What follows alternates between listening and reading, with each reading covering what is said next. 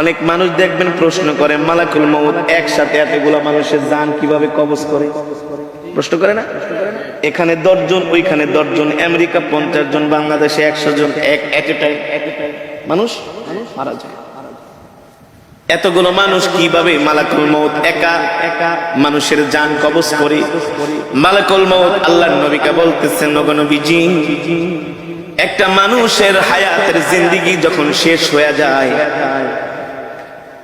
আল্লাহ তাআলার আরশে আজিমে একটা গাছ আছে, ওই গাছের সাথে এক পাতা আছে, প্রত্যেকটা পাতায় পাতায় এক একটা মানুষের হায়াতের জিন্দেগি লেখা থাকে। যখন তার হায়াতের জিন্দেগির শেষ হয়ে যায়, 40 দিন বাকি থাকে, তার হায়াতের জিন্দেগির ওই গাছের পাতাটা হলুদ বর্ণ হয়ে যায় 40 দিন আগে। ওই বান্দাকে যে ফেরেশতার মাধ্যমে রিজিক দেওয়া হয়, ওই রিজিকওয়ালা ফেরেশতা 40 দিন আগে আয়েশা বইলা যায়, আল্লাহ তোমাকে 40 বছরের 50 বছরের জিন্দেগি দিয়া দুনিয়াতে পাঠাইছে, তোমার জন্য আল্লাহ যতটুকু রিজিক নির্ধারণ করছে, তোমার রিজিক খাওয়া শেষ, আর মাত্র 40 দিনের রিজিক বাকি আছে। কয়দিন? আবার যখন এইভাবে করে একদিন, 2 দিন, 3 দিন যেতে থাকে, প্রত্যেকদিন ফেরেশতা আয়েশা তার মাথার সামনে বৈশা বলে, শোনো শোনো, তোমার বাকি আছে আর 38 দিন, 37 দিন, 36 দিন। দেখেন আমার সাথে আপনাদের কথাগুলো মিলে কিনা? যখন একটা মানুষ ইন্তেকাল করবে, তার 40 দিন আগেই দেখবেন তার কথাবার্তা সবকিছু একটা পরিবর্তন চলে আসে, খাওয়া দাওয়ায় পরিবর্তন চলে আসে, খেতে পারে না। যে মানুষ আধা কেজি চাউলের ভাত খায়, 1 কেজি চাউলের ভাত খায়, আধা কেজি গরুর গোস্ত, 1 কেজি গরুর গোস্ত খেয়ে ফেলে, ওই মানুষ দেখবেন 1 মুঠো ভাতও খেতে পারে না। তার সামনে খাবার দিলে আর খাবার ভালো লাগে না। যে মানুষ 1-2 গ্লাস দুধ খেয়ে ফেলতো, সেই মানুষকে চামিচ দিয়ে দুধ খাওয়ানো হয়। যে মানুষ 1-2 হালি কমলা খেয়ে ফেলতো, তাকে একটা কমলার খোসা মুখে নিয়ে একটু রস খাওয়ানো হয়। কারণ কি রে ভাই? কারণ কি? আল্লাহ নবী বলেন, আল্লাহ তাআলা তার জন্য যতটুকু রিজিক নির্ধারণ করেছিলেন, তার রিজিক শেষ, বাজেটে আর তার রিজিক নাই। আর মালাকুল মউত আয়েশা বলে, শোন, তোর বাকি আছে আর মাত্র 3 দিন। 40 দিনের থেকে কয়দিন? দেখবেন একটা মানুষ মৃত্যুর 3 দিন আগে তার কথাবার্তা আরো চেঞ্জ হয়ে যায়। আত্মীয় স্বজনকে দেখলেই তাকায় থাকে, এক পলকে তাকায় থাকে, দোকানের দিকে যেয়ে তাকায় থাকে, বাড়ির দিকে যায় তাকায় থাকে, সম্পদের দিকে যায় তাকায় থাকে।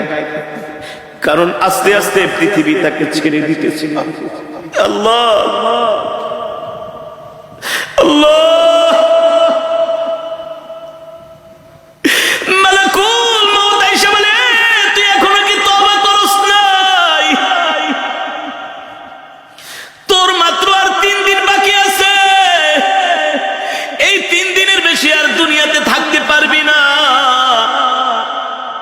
তুই তোর গুনার জন্য আল্লাহর কাছে ক্ষমা চা। তখনই দেখবেন ওই মৃত ব্যক্তি যে ইন্তেকাল করবে, 3 দিন আগে তার সন্তানদেরকে ডাকে, কথার মধ্যে একটা পরিবর্তন, আবেগী কথাবার্তা বলে, বাবা রে, আমি যদি চলে যাই, তোর মাকে দেখা রাখিস, তোর ছোট বোনটারে দেখা রাখিস, আমি যদি মারা যাই, আমার ছোট ছেলেটারে তোরা কষ্ট দিস না। বলে কি বলে না? আস্তে আস্তে করে একটা পরিবর্তন চলে আসে, তার একেবারে খাওয়া দাওয়া বন্ধ হয়ে যায়, শরীরের নার্ভগুলো, শরীরের পার্টস গুলো আর আগের মতো কাজ করে না। কারণ সে মৃত্যুর জন্য তৈয়ার হচ্ছে। যখন তার হায়াতের জিন্দেগির পাতাটা একেবারে হলুদ বর্ণ হয়ে যায়, আর মালাকুল মউত আয়েশা তার সামনে হাজির হয়ে যায়। যদি নেককার হয়, স্ত্রীকে বলে আমাকে কালেমা শরীফের তালকিন দাও। যে নেককার হবে, মুমিন হবে, আল্লাহর নবী বলেন নেককার মুমিন মৃত্যুর আগেই সে জানতে পারে। এই কারণে সন্তানদেরকে বলে ওই জায়গায় আমাকে কবর দিবা, ওই জায়গাটার মধ্যে আমার জন্য কবর খুঁজা রাখবা। আর শোনো শোনো, আমার মৃত্যুর পরে বেশি দেরি করবা না, তাড়াতাড়ি আমাকে কবরে ঢুকাই দিবা। আমার মৃত্যুর পরে আমার জন্য কান্না করবা না, কান্না করবা না। যদি আমি সন্ধ্যায় মারা যাই, এশারের আগে আমাকে কবর দিয়া দিবা। এভাবে নসিহত করে, নসিহত ওসিয়ত করে। কারণ কি? কারণ কি? আল্লাহ নবী সরকারে দো আলম বলেন, নেককার ব্যক্তির মৃত্যুর আগে সে সব জানতে পারে, সব দেখতে পায়। এ কারণে একজন জান্নাতি মানুষ সব সময় মৃত্যুর জন্য তৈয়ার থাকে, প্রস্তুত থাকে। ঠিক কিনা বলেন? কেমন তৈয়ার, কেমন প্রস্তুত? তার নখগুলো কাইটা রাখে, তার চুলগুলো কাইটা রাখে, তার লোমগুলো কাইটা রাখে, ওযু অবস্থায় থাকে। যে কোনো সময় মালাকুল মউত তাকে পাকড়াও করতে পারে। ঠিক কিনা বলেন? আল্লাহর নবী সরকার দো আলমের ইন্তেকালের আগে আল্লাহর নবী আম্মা জান আয়েশাকে বলে, আয়েশা রে আমার মিসওয়াকটা দাও। আম্মা জান আয়েশা বলে, আমি আল্লাহর নবীর হাতে মিসওয়াক দিলাম। আল্লাহর নবী সুন্দর করে মিসওয়াক করতেছেন।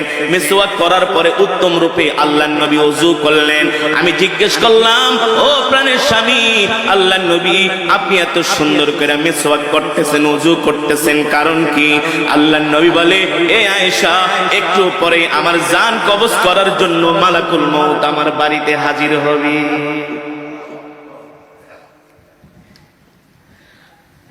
মৃত্যু এমন একটা কঠিন বিষয়। আল্লাহ তাআলা বলে, মৃত্যু থেকে কেউ বাঁচতে পারে নাই, তোরাও বাঁচতে পারবি না রে বান্দা। এবার আল্লাহর নবী জিজ্ঞেস করে, মালাকুল মউত, আপনি এতগুলো মানুষের জান কিভাবে কবজ করেন?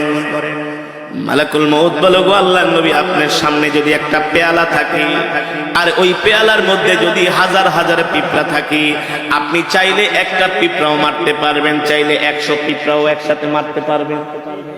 পারবেন না? মালাকুল মউত বলে, সবার চেহারা আমার সামনে উপস্থিত থাকে। যখন তার হায়াতের জিন্দেগীর পাতাটা যখন হলুদ বর্ণ হয়ে যায়, আমি মালাকুল মউত তাকে আস্তে আস্তে করে সতর্ক করি। দিন যায়, দিন যায়, রাত যায়, আমি তাকে সতর্ক করি।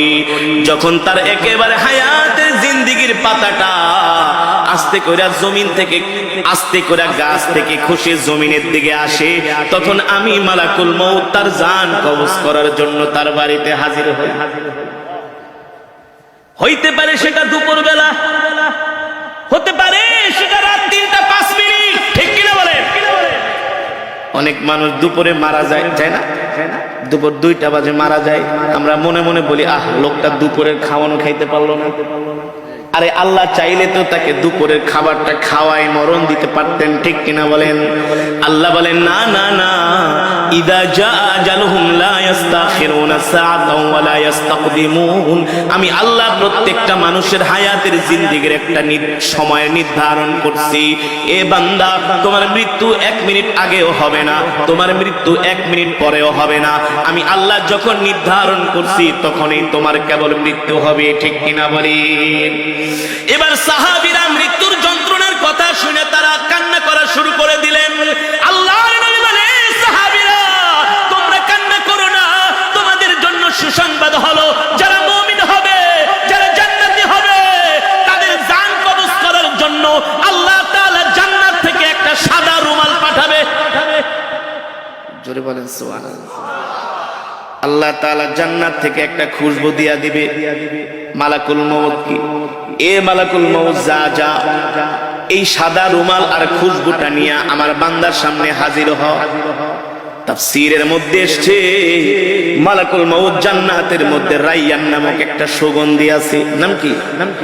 এই সুগন্ধি আর একটা সাদা রুমাল নিয়া, যিনি নেককার বান্দা, আল্লাহওয়ালা বান্দা, যিনি কোনোদিন গুনাহ করে নাই, আল্লাহ তাআলার সাথে নাফরমানি করে নাই, মানুষের হক মেরে খায় নাই, মানুষকে কষ্ট দেয় নাই, আল্লাহ তাআলার হুকুম মেনেছে, আল্লাহ তাআলার বিধান মেনেছে, মালাকুল মউত সাদা একটা রুমাল নিয়া জান্নাতের খুশবুর একটা বিশাল একটা খুশবু নিয়া ওই মালাকুল মউত আইসা মৃত্যু ব্যক্তির সামনে হাজির হবে আর বলবে, ইয়া আইয়াতুহান নাফসুল মুতমাইন্না ইরজিই ইলা রাব্বিকি রাদিয়াতান মারদিয়া ফাদখুলি ফি ইবাদি ওয়াদখুলি জান্নাতি।